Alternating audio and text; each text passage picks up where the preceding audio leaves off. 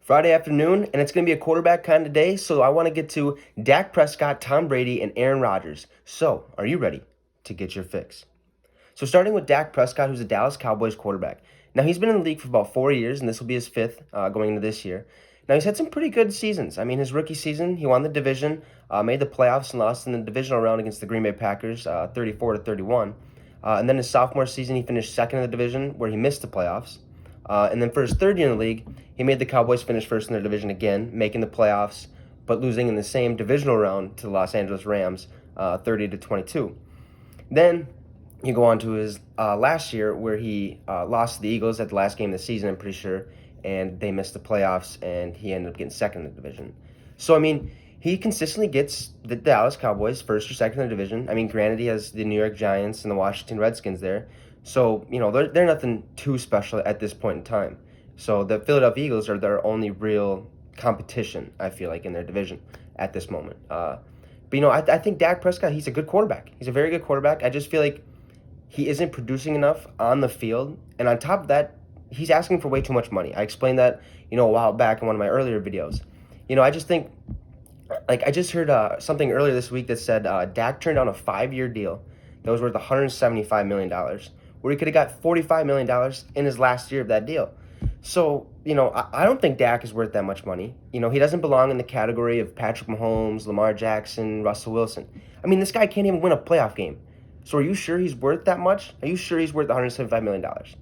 I sure don't. I don't think he's worth that at all. It's crazy. And that's why I think Dallas Cowboys chose to franchise tag him and go out and get Andy Dalton in free agency. To show Dak, hey, if you don't prove your worth, we got a guy who's going to come in here, get the job done without holding out on contract talks. He's going to get the job done. He doesn't care how much he gets paid because he's just going to go play football. I believe Dak's going to have, he's going to get that deal done. He's going to get some kind of deal done, whether it's with Dallas this year or later on this year or someone else next year. But I think he needs to come back to reality and realize he isn't worth what he's asking. Win your division, win a playoff game or two, and then ask for your big contract. Prove your worth. Prove your worth, plain and simple. Now, moving over to Tom Brady. Now, I kind of covered this in my first video, but I want to dive a little deeper. And, Tom's entering his 21st season in the NFL. This is going to be a little different of a year for him. The last 20 years, Tom Brady helped create one of the greatest dynasties in NFL history, with the New England Patriots. This was Tom's first time exploring free agency. I thought Tom was going to stay in New England, but like many people, I even thought the only way he's staying in New England is if you get him a weapon. Get him a better wide receiver. And I think they weren't going to do this at all because of N'Keal Harry last year. N'Keal Harry last year, and then you got Julian Edelman still. So they knew they weren't going to do this, and I think Tom understood that and said, well, I can go get more money with better weapons somewhere else.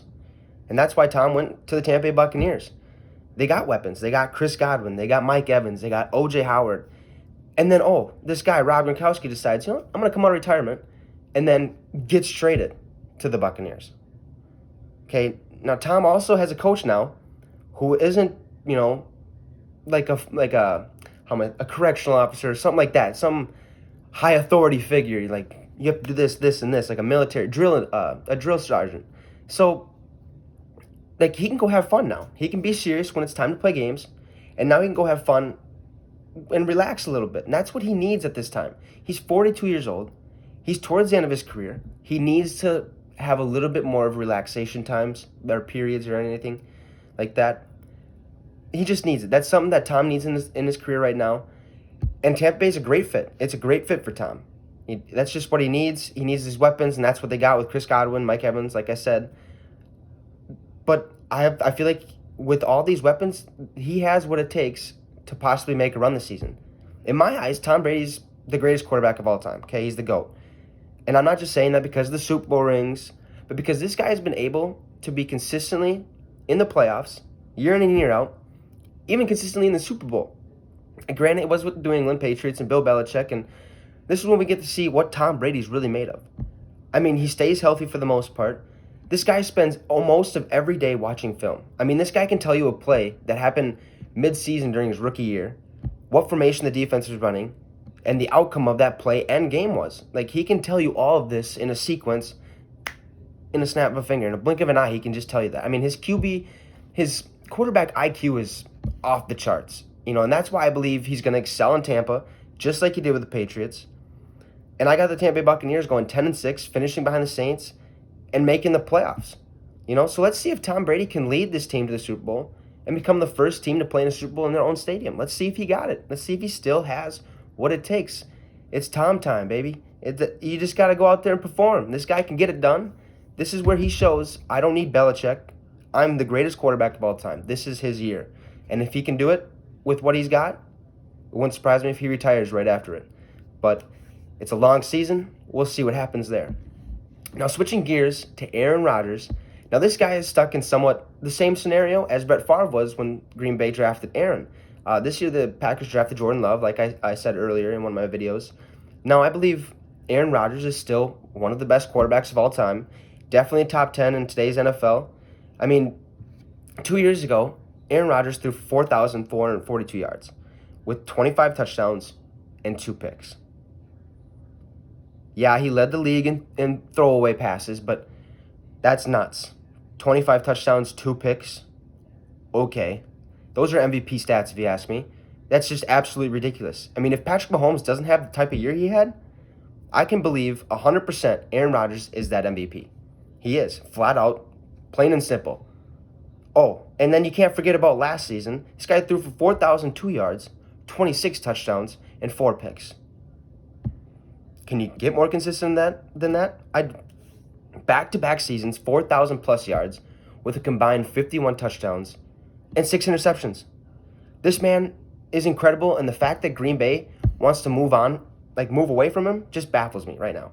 I mean, I get that it's time to find Rodgers' replacement. I get that. But instead of taking Jordan Love, or even trading up to draft Jordan Love that early in the draft, take a wide receiver. Get Rodgers a weapon so he has a better chance to make the Super Bowl.